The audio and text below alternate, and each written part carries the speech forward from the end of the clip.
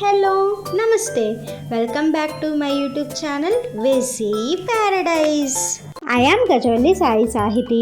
ఈరోజు స్పెషల్ నూనె లేని మామిడికాయ నిల్వ పచ్చడి. అవును, మీరు వింటున్నది నిజమే.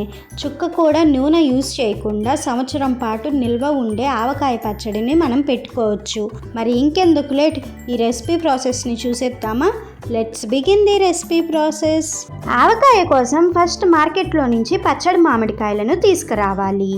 గుంటూరు జలాలు అయితే మామిడికాయ పచ్చడికి పర్ఫెక్ట్గా ఉంటాయి. ఎందుకంటే వీటికి మిగిలిన మామిడికాయలతో పోల్చుకుంటే పుల్లదనం ఎక్కువ ఉంటుంది అండ్ తొందరగా ముక్క మెత్తపడకుండా ఉంటుంది. ఇప్పుడు వీటిని శుభ్రంగా నీళ్ళతో కడుక్కోవాలి. నేను ఇక్కడ కేజీ మామిడికాయలు తీసుకున్నాను. తర్వాత నీరు ఏమాత్రం లేకుండా ఒక క్లాత్ తోటి శుభ్రంగా తుడుచుకోవాలి. ఇప్పుడు నూనె లేని ఈ పచ్చడి కోసం మామిడికాయలను ముక్కలుగా కట్ చేపించుకొని రావాలి.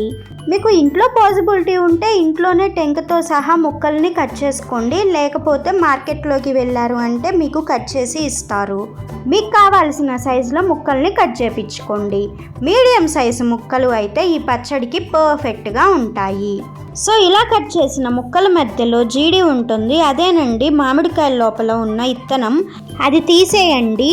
అలానే టెంక పైన ఉన్న ఈ పొరను కూడా రిమూవ్ చేయండి. తర్వాత శుభ్రంగా ఒక క్లాత్ తోటి తుడుచుకోవాలి. ఇదే విధంగా ప్రతి ఒక్క మామిడికాయ ముక్కకి కూడా చేసుకోవాలి. అన్ని ముక్కల్ని కూడా ఈ విధంగా ఒక బేషన్లోకి ట్రాన్స్ఫర్ చేసుకొని పక్కన పెట్టుకోండి. ఇప్పుడు ఒక 100 గ్రాములు వెల్లుల్లి రెబ్బలు తీసుకొని పైన స్కిన్ మొత్తాన్ని కూడా పీల్అవుట్ చేసుకొని ఈ విధంగా పక్కన ఉంచుకోండి. తర్వాత స్టవ్ మీద ఒక కడాయి పెట్టుకొని అందులో 20 గ్రాములు మెంతులు తీసుకొని బ్రౌన్ కలర్లోకి వచ్చే అంతవరకు డ్రై రోస్ట్ చేసుకోండి. మెంతులు ఈ విధంగా కలర్ చేంజ్ అయిన తర్వాత స్టవ్ ఆఫ్ చేసుకొని పక్కకు తీసుకొని అదే కడాయిలోకి 100 గ్రాములు ఆవాలు తీసుకోవాలి. స్టవ్ ఆన్ చేయకుండా వేడిగా ఉన్న ఆ కడాయిలో ఒక 5 మినిట్స్ అలా వదిలేస్తే సరిపోతుంది. మెంతులు ఆవాలు గోరువెచ్చగా అయిన తర్వాత ఒక మిక్సర్ జార్లోకి ట్రాన్స్ఫర్ చేసుకొని ఈ విధంగా మెంతుపిండి ఆవపిండి రెడీ చేసుకోవాలి.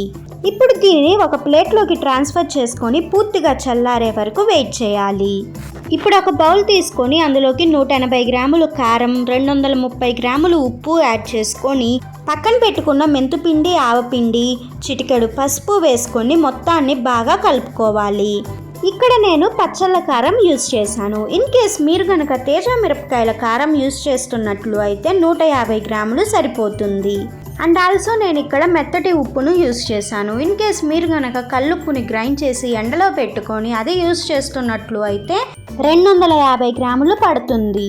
మీరు యూజ్ చేసే ఉప్పు కారాలని బట్టి క్వాంటిటీస్ అటు ఇటుగా అడ్జస్ట్ చేసుకోవాలని గుర్తుంచుకోండి. ఈ విధంగా ఉప్పు, కారం, మెంతుపిండి, ఆవపిండి, పసుపు బాగా కలుపుకున్న తర్వాత పక్కన పెట్టుకున్న మామిడికాయ ముక్కల్లోకి మొత్తాన్ని కూడా ట్రాన్స్ఫర్ చేసుకోవాలి.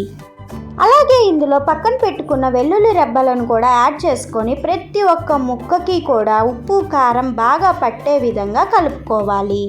ఈ విధంగా బాగా కలుపుకున్న తర్వాత వీటిని కదిలించకుండా ఒకరోజు వదిలేయాలి. రెండో రోజు చూశారు అంటే ఈ విధంగా ఊట వచ్చి మనకి కావాల్సిన నూనె లేని మామిడికాయ పచ్చడి రెడీ అవుతుంది. నూనె పచ్చళ్ళు తినడం ఇష్టం లేని వారికి ఈ విధంగా నూనె లేని ఆవకాయ పచ్చడిని చేసి పెట్టండి. ఇప్పుడు దీనిని ఒక 8 కంటైనర్లో స్టోర్ చేసుకున్నాము అంటే సంవత్సరం పాటు ఈజీగా నిల్వ ఉంటుంది. No oil mango pickle recipe నచ్చిందా? అయితే ఇంకెందుకు లేట్, వెంటనే ట్రై చేసి చూడండి. Stay tuned for more interesting recipes. Please do watch, like, share, comment and subscribe to my YouTube channel. Thank you for watching. Bye bye.